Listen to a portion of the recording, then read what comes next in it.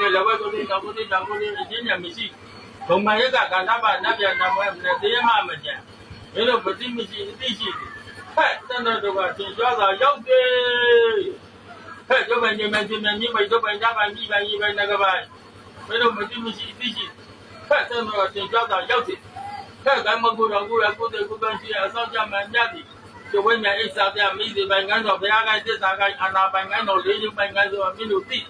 တတ်တဲ့တတ်တာတတ်တော်နာကေလို့ရတော့ဒီသိတဲ့လို့ရတော့သိတဲ့ဒီလည်းခိုင်းလို့သူမင်းတို့သိတယ်အေးဒီနေ့ဤချိန်၌အဘတို့တက္ကဘုံဝဲဒီဤစေးပွဲ၌တဲ့ရောက်လာတဲ့ဆရာမများသစ္စာလေးသူကြည့်မယ်မင်းတို့ဘယ်လိုသစ္စာပဲသူရဲဆိုတာလေအဘတို့တတိတက္ကကကြောင့်မင်းတို့နားထောင်ကြနိုင်အရှင်ဘုရားရှင်ဘုရားဓာတ်တို့ဒီနေ့ဒီရက်ချက်မသာရေးမှန်တော်သစ္စာဘုရားမပြောချင်တော့လည်းပဲပြောရပါဦးမယ်နော်တက်ရှိတွေထဲမှာမြတ်စွာဘုရားပြီးသွားရင်ယဟန်ဟာအမျက်ဆုံးဖြစ်ပါတယ်။ဘာကြောင့်ယဟန်ကမျက်ရတာလဲဆိုရင်ရှားခဲလာတဲ့ယဟန်ဘဝကိုမြတ်စွာဘုရားရဲ့သာသနာတော်မှာရရှိလို့ပဲဖြစ်ပါတယ်။ယဟန်ဘဝဟာဘယ်လောက်ထိရခဲသလဲဆိုရင်ဦးဇင်းတို့မြတ်စွာဘုရားဟာဘုရားဖြစ်ဖို့လေးတင်ခြင်းနဲ့ကဘာတသိန်းပါရမီဖြည့်ကျင့်စဉ်ကာလမှာ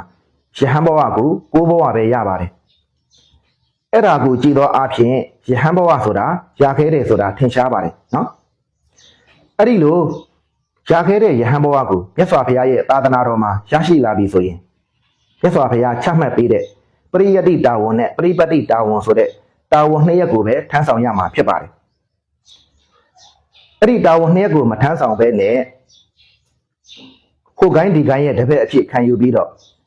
ဂိုင်းကနာတွေရဲ့တာဝန်တွေကိုထမ်းဆောင်နေမယ်ဆိုရင်ကိုတန်ဖို့ကိုချပြရရောက်ပါတယ်နော်တကယ်တော့ဒီအလုပ်တွေဟာယဟန်နဲ့လုံးဝမသက်ဆိုင်ပါဘူးဒီအလုပ်တွေဟာလူတွေနဲ့ပဲသက်ဆိုင်တာဖြစ်တဲ့အတွက်လူတွေပဲလုပ်ပါလိမ့်မယ်နော်အဲ့ဒါလေးကိုတော့စေတနာနဲ့ပြောကြားပါရစေဓမ္မကြီးလှလိုက်တော့ဆရာတော်ဖျားတယ်ကွာ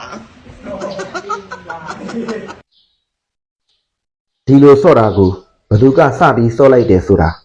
ဦးစင်းလည်းမသိပါဘူးနော်လူတို့တဘာဝအပျော်စော့တယ်ဆိုတာကိုဦးစင်းလည်းနားလည်ပါတယ်သို့တော်လည်းပဲအပျော်အပြက်ဆိုတဲ့စကားရှိပါတယ်တချို့သောအပျော်တွေဟာအပြက်ကိုဖြစ်စေတတ်ပါတယ်နော်ဘုန်းကြီးနဲ့ဒကမဆိုတာဟာဘလို့မှမအဆက်တဲ့အရာပါအဲ့ဒါကိုအပျော်စော့ခြင်းဟာဘုန်းကြီးတွေအပေါ်ကိုလည်းမလေးစားရာတက်ရောက်တယ်လို့နောက်လူတွေအတွက်လည်းပဲအတူယူမှားစေတတ်ပါတယ်ဒါကြောင့်အဲ့ဒီလိုစော်နီးမျိုးတွေကိုမစော့ပါနဲ့လို့မေတ္တာရက်ခံပါတယ်နော်